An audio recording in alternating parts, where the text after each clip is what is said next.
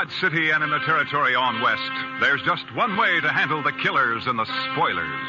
And that's with a U.S. Marshal and the smell of Gunsmoke.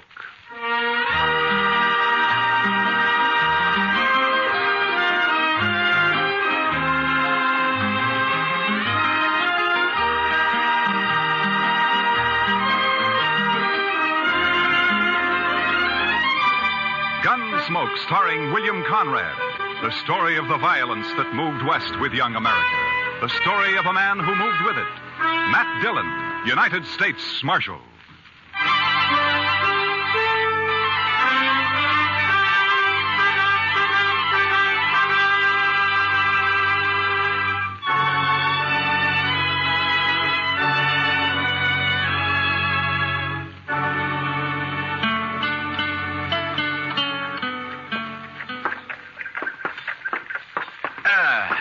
You know, Chester, a morning like this makes a man glad to be alive. Oh, it's a fine one, all right, Mr. Dillon. Yeah. A little nippy, maybe, but just fine. Indian summer hanging on and winter holding off. You know, Chester, this time of year, I wouldn't trade western Kansas for everything east of the Mississippi. Oh, good. Pedro's got a fire going. I built the fire, Marshal Dillon. Oh, good morning, Caleb. I've been waiting in his jail office for a full 2 hours. What time do you start work, Marshal? You know Caleb Andrews, don't you, Chester? Oh, yes, indeed. How are you, Mr. Andrews? Marshal, I have an order here from the U.S. District Court. I believe it's your job to serve such orders. Yeah, it is. I don't get them often, though. Order of foreclosure and eviction on Ed Blake. Why are you doing this to Ed, Caleb? The man borrowed money from me. Gave me a mortgage on his farm and household effects. He can't pay it. Why do you think I'm doing it? It only came due 3 days ago. You sure didn't waste any time. I'm not interested in your opinions, Marshal Dillon. Yeah, amount of the mortgage. $420. What do you need with $420? You own half of Ford County now. Marshal, it's not your place. You know as well as I do why Ed Blake can't pay this off. His horse rolled on him last spring and broke his leg. And his wife and kid nearly broke their backs trying to get a crop out. I didn't come here to listen to you. If you let this ride on through the winter, you'll get your money out of it. If you go ahead and foreclose now, you'll wipe him out. Marshal, I already have foreclosed. You would break a man for $420 you don't even need, huh? As I said, your opinions don't interest me. All I expect from you is to serve these papers. All right, I'll serve them. You'll notice they're to be served today. I said I'd serve them. Now get out. What? This office belongs to the United States government, and as far as I know, that's one thing you got no mortgage on, so get out. You may find I have some influence in Washington, Marshal Dillon. Then see if you can get me a decent salary for this rotten job of mine. It sure was a fine morning, Mr. Dillon. Yeah, it was. All right, Chester, let's saddle up.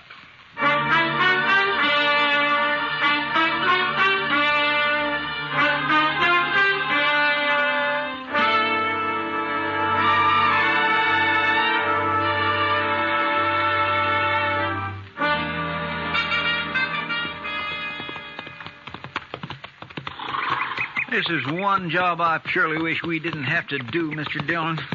Yeah. My, this sure is a nice farm. Ed and Martha have put in a lot of work here the last 4 years. We don't have any choice, Chester. Yes, sir, I know. It's a downright shame, though. Hey, Marshal! Oh, boy. Wow. Hi, Jimmy. Looky here what I got, Marshal. Well, looks to me like a mighty dead coyote. Sure, that's what it is. He's been killing my chickens, so last night I hid out behind the barn. Yeah? I got him with one shot, Mr. Dillon, and there wasn't even a full moon. Well, that's fine, Jimmy. Matt Dillon, how are you? Oh, good morning, Martha. And Chester, too. Miss Blake? Well, I'm glad to see you. Get down, come on in. Oh, thank you. Jimmy, now that you showed that thing to Mr. Dillon, take it away somewhere. All right, Mom. He sure is a big one, ain't he, Mr. Dillon? Yeah, about the biggest I ever saw, Jimmy. He's real proud of those chickens of his. He's done fine with them. Well, here I am, though, keeping you standing out here in the yard. Come on, let's go inside. Well, we really can't stay, Martha. Oh, nonsense. You don't get out here once in a coon's age. Yeah, I know, but you And see... you're just in time. Your favorite dish, Matt. I was about to take it out of the oven when you rode up. Cornbread. Buttermilk cornbread, huh? That's right. Ed's not here, but you will say, won't you? Well, Martha, I'd like to, but, well, we just can't, that's all. The thing is that, you say Ed's away? Yes, he's in town. Matt, you're not yourself. What is it? Well, I suppose I ought to talk to Ed about this, but maybe it'll be better if he hears it from you. Here's what? Martha, I got a court order here. It has to do with that mortgage of Caleb Andrews. It's an order of foreclosure and eviction and sale. No. Oh, no. Here it is. We were so sure he'd extend it. He knows what happened, why we couldn't pay it. We were sure he'd extend it. Well, he won't. I talked to him. Matt, how long before we have to get out? 5 days. So soon. You were right, Matt. It is better that Ed hears it from me. Coming on top of everything else, it'll... Well, I can't let it break him. I just can't let it break him. Martha, if there's anything I can do, you let me know, huh? Matt, I don't blame you for this. I understand. Well, come on in now and have some cornbread with us. Well, I couldn't. I'm sorry. Thank you anyway, Martha, but I just couldn't.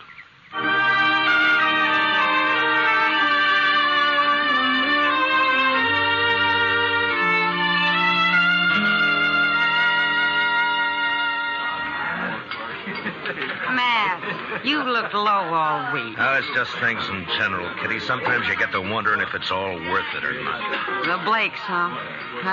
Chester was telling me. Chester talks too much. It's not your fault, Matt. Somebody had to serve the order. Somebody has to be hangman, too. Life's never all good, Matt. There's always a little bad in it. Well, in my job, it's more than a little. Try making your living sometime as a dance hall girl. Yeah, I guess. But when you gotta go out and boot somebody like the Blakes off their land and out of their home, then you start wondering what's right and what's wrong, that's all. Well, if you find out, Matt, let me know. I've always... Oh, there you are, Marshal. I stopped by the jail. Well, all right, Caleb. What's on your mind? That Blake family, Marshal, they were supposed to vacate today. Well, they haven't done it. I rode by there a little while ago. According to the court order, they got until sundown. But they haven't made the slightest preparation to... Marshal, I believe I'd prefer to discuss our business elsewhere than in the presence of this... Easy, Caleb. Matt, I'll go. Caleb, you're going to apologize to Miss Kitty right now. No. Apologize? If you think I'm going to apologize to this cheap little baggage who's in it... Matt, you shouldn't have done that. Finnegan, take him outside and throw some water on him. Yes, sir, Marshal. Why not, Kitty? He had it coming to him. He'll do everything he can to hurt you now. He'll take it out on the Blakes, too. Yeah, maybe. Look, Kitty, I just got an idea. I'll see you later. All right, Matt.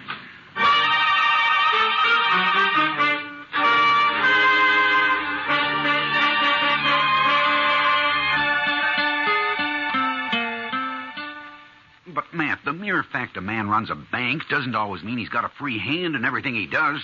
A bank has stockholders, a board of directors. I've got to listen to them. I think they'd approve the loan, Clem. Another thing, Caleb Andrews is the biggest account I've got.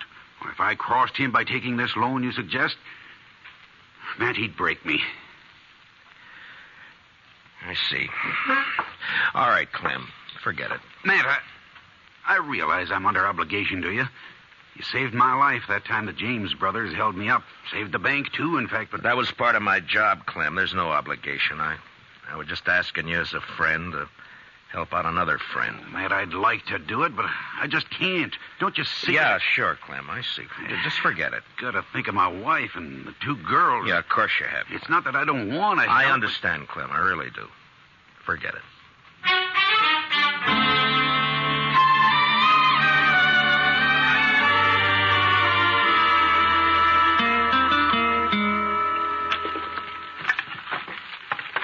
There. That ought to hold it a while. That fire feels kind of good, Mr. Dillon. It's getting chillish out tonight. Yeah, I guess we better have Pedro lay in some more wood. Yes, sir. When winter sets in, it always makes you feel good to know you got a warm place to hole up. Be mighty rough not to have a... not to... Yeah, I was thinking of the same thing, Chester. You suppose they vacated this afternoon? I don't know. We'll ride out there in the morning and find out. Sure is a shame. It's just too bad that... Come in. Can we bother you, Matt? Ed! Oh, come in, Martha. Well, hiya, Jimmy. Come on up to the stove, folks. Come on. Matt, the fact is that we kind of like to impose on you for tonight. We haven't got any place to go, no money. Wondered if we could sleep in the jail tonight. Oh, sure, Ed.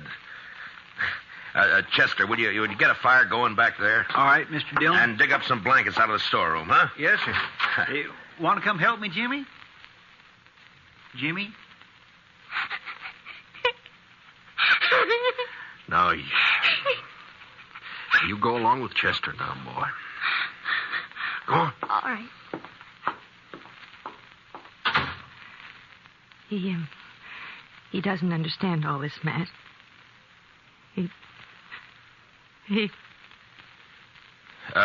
Ed, we may as well get your stuff out of the wagon, I guess. Well, there ain't any wagon, Matt. We walked into town. 6 miles? With that leg? I know, but that wagon, the horses, all the household goods, they're all covered by that mortgage. We didn't take anything, except the clothes on our backs. Oh, so help me, Ed. So help me if I could... It's all right, Matt. We know how you feel. But after all, we started with nothing before. We can do it again. But there's no reason you should have to. We do have to, though. And that's that. Ed and I can accept it. We're not bitter any longer. Jimmy can't understand. He's been carrying on pretty bad, but he's just a boy. And in time, he'll be able to... Dillon? Yeah, what is it, Chester? It's Jimmy. He grabbed a rifle from off the rack and took out the back way. I couldn't stop him. What? But where on earth's he going? I think I know where he's going. And heaven help Caleb Andrews if we don't catch him.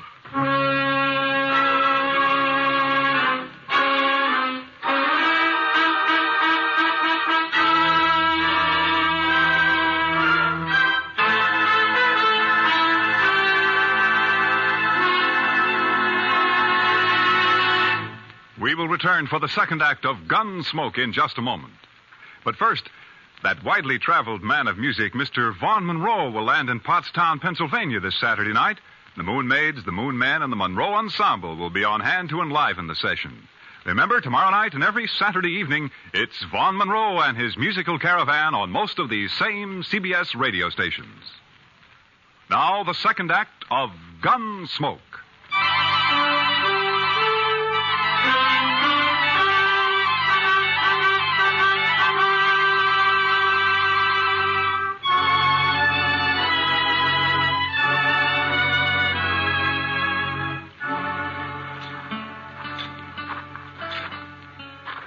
That's Mr. Andrews' house there on the corner. Looks dark, Mr. Dillon. Yeah, you may not be home. I sure hope he isn't. No sign of the boy around. Reckon he broke in the house, Mr. Dillon? Maybe. Anyhow, it's 10 to 1. This is where he headed for. His mother said he was real upset about it, and it's just like a kid. Chester? Hmm? There's somebody back of that tree up there on the left. Yeah. Think it's him? I don't know. Just keep on walking. Yeah, it's him, all right. I can see the moonlight on the rifle barrel. Will we try to rush him, Mr. Dillon? Well, not unless you're thinking of suicide. I'm going to talk to him, Chester. Jimmy? It's me, Matt Dillon. Go away, Mr. Dillon. Better go away now. Don't bother me. I can't do that, Jimmy. You're a friend of mine, and I figure you're waiting here to do something that you'd be sorry for, and I I can't let you do that. Nothing you can do about it, Mr. Dillon. I got a gun here and I'm going to kill him. You go away now and leave me alone. Jimmy, I know how you feel. I don't like Caleb either, but killing him's no answer. You folks feel bad enough already. Think how it would hurt him if you did. Stop, Mr. Dillon. I'll stay where you are. Don't come any closer. I have to, Jimmy. It's my job. So if you're going through with this, I guess you'll have to kill me first. No, Mr. Dillon. Now stay back. I'm sorry, Jimmy. I don't have a choice. But you do. No. I couldn't shoot you, Mr. Dillon. You know that. Sure. I knew you couldn't. I kept waking up nights and hearing Mom crying. Dad would sit up all night without the lamp lit, no fire, not saying anything, just sitting. Easy now, Jimmy. Why is he doing it to us, Mr. Dillon? Jimmy, listen to me. Will you do something for a friend? Yeah. If you say so. All right. Then take that rifle back to the jail and put it in the rack and go to bed.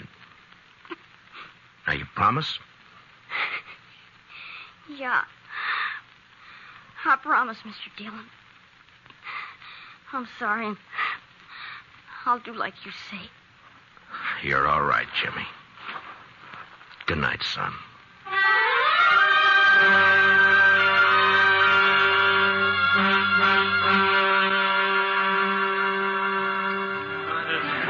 I could have told you Clem Bates wouldn't do anything, Matt. He wouldn't dare. He'd be scared Caleb would take his money out of the bank. Yeah, that's about what he said. I don't know, Kitty. I've done everything I could possibly think Oh, of. the worst of it is everybody in town's just as scared of Caleb as Clem is. I doubt if they'll even have the nerve to bid against him at the sale. Yeah, I know. He'll probably get the place at not much more than the amount of the mortgage. $420. Matt, I've seen more than that change hands across a poker table here in one deal. You think that's all it takes? I beg your pardon, Miss Kitty. Oh, of course, Jack. I'm not usually one to eavesdrop on people, but I have been listening to you, too. Jack, have you met Marshal Dillon? No, I haven't had the pleasure. The reason I butted in, Miss Kitty, I heard you talking about these people losing their home. I don't know this fellow Blake. He's never done any business over my table and probably never will. No, I don't think he's ever been in here. And I don't know if this will make sense. But the thing is, I left home when I was 10 years old, and I've been drifting ever since. When I see somebody like this Blake that sticks it out and works and fights and then gets a raw deal. Well, what I'm getting at, here's $50 if that'll help him any. Oh, Jack. Well, this is awful decent of you, Jack. Matt, I said a while ago that nearly everyone in town was afraid of Caleb. Yeah? Well, there's some who aren't. Like Jack here and me and the rest of the dealers and the gamblers and the girls and the bartenders. That's right, Miss Kitty. Because we're drifters. We got nothing to lose. Matt, I'll raise $420 right here in the Texas Trail. By heaven, Kitty, I think you could. Well, I can't do as well as Jack, but... here's 20 from me. Boys! Everybody! Now listen to me for a minute. I got something to say.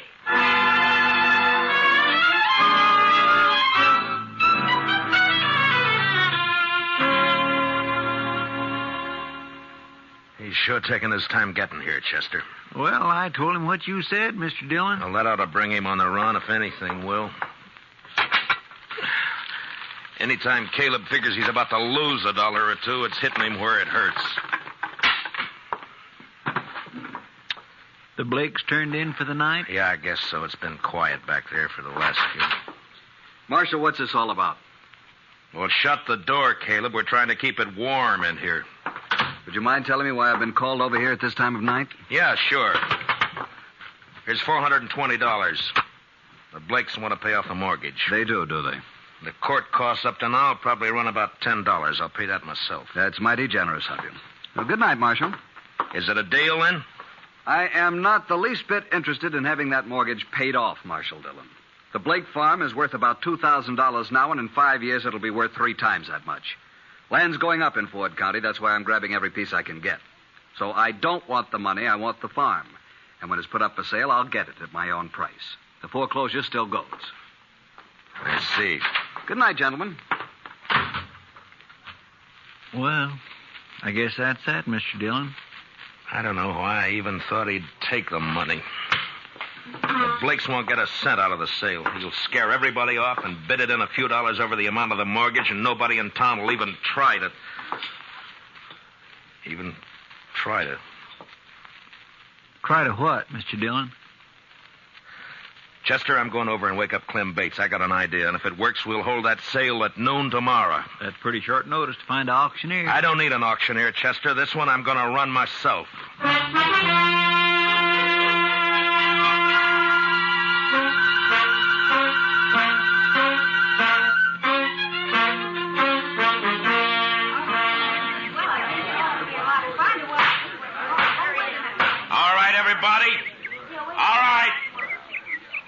You know what we're here for. This is a foreclosure sale of the property and household effects of Edward and Martha Blake, ordered by the court at the request of that fine-spirited, good-hearted public benefactor and friend and neighbor of us all, Caleb Andrews. Marshal Dillon, I refuse to tolerate this. Caleb, I think we better get one thing straight right now. The law tells me I got to conduct this sale, but the law doesn't tell me what I got to say while I'm conducting it. Get on with it. Get on with the sale. All right. Now, the first item I'm offering is a breadboard. Ms. Blake tells me she's used this for nearly 10 years. That's a lot of loaves of bread, a lot of years. As you can see, it's pretty badly battered up. I doubt if it'd be worth much to anybody unless they were used to it. Suppose we started at 50 cents. Is there anybody here low enough to bid 50 cents for Mrs. Blake's breadboard? How about you, Caleb? I'm not interested in the item. Get on with the sale. Anybody else? No? All right, then. The second item. It's a crib. Now, you'll notice it's handmade. Rough construction. Never been painted. And it's been well used. Ed built it himself 12 years ago, just before Jimmy was born. There are teeth marks all over the slats here, but that doesn't really hurt anything. There are Marshal Dillon, may I suggest you lump the household effects together and offer them as one bulk item? I'm sorry, Caleb. I'd rather offer them one at a time. Yes. Unless, of course, you'd care to waive all claim to the household effects and withdraw them from the order of foreclosure. I waive the claim. The household goods are withdrawn. Now get on to the house and land. So ordered.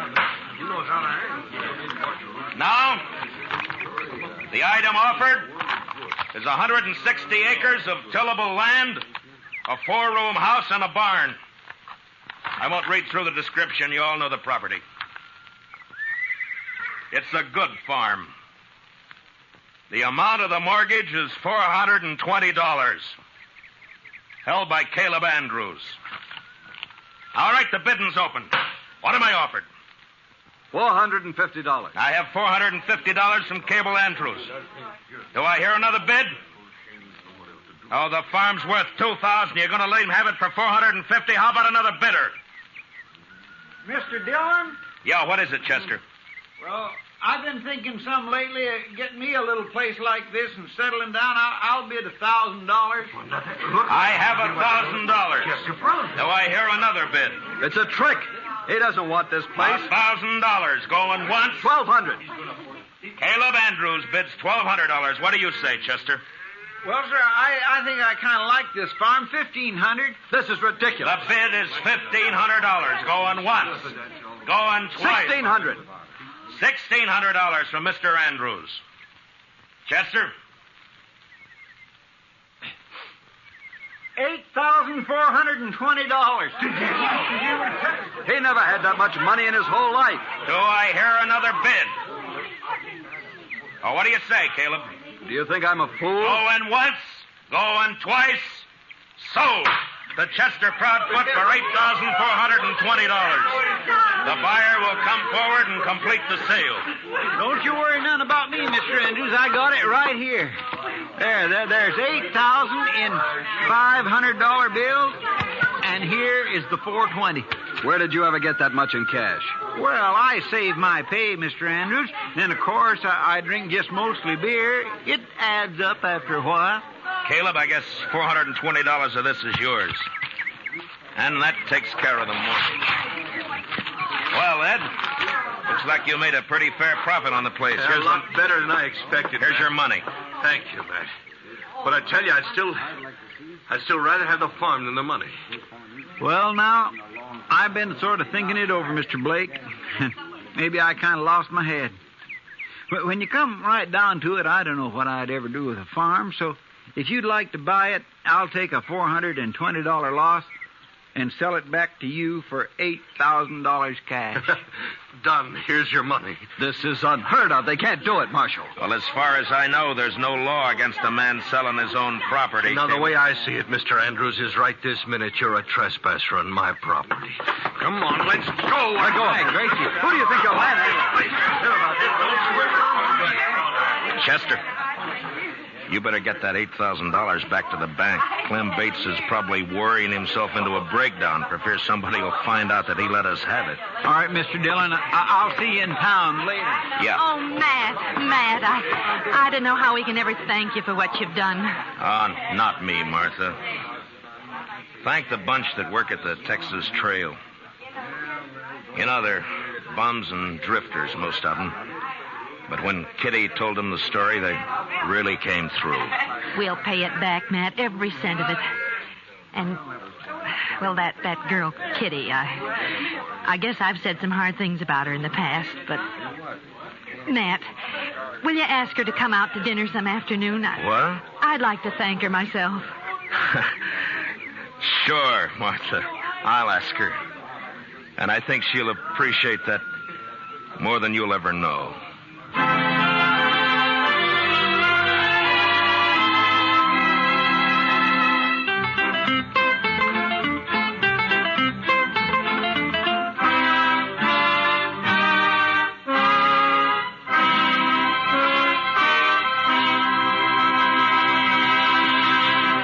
Gunsmoke, under the direction of Norman Macdonald, stars William Conrad as Matt Dillon, U.S. Marshal. Tonight's story was specially written for Gunsmoke by Les Crutchfield, with music composed and conducted by Rex Corey. Featured in the cast were Harry Bartell, Paula Winslow, and Richard Beals, with Joe Duvall, Lawrence Dobkin, and Jim Nusser. Parley Bear is Chester, and Georgia Ellis is Kitty. Gunsmoke is heard by our troops overseas through the facilities of the Armed Forces Radio Service. Join us again next week as Matt Dillon, U.S. Marshal, fights to bring law and order out of the wild violence of the West in Gunsmoke. Here's a suggestion for Saturday listening. Fun for All, starring Bill Cullen and Arlene Francis, and John Reed King's great show, Give and Take. Hear them tomorrow on CBS Radio. Clancy Cassell speaking. And remember, you'll find Western adventure and music with Gene Autry Saturday evenings on the CBS Radio Network.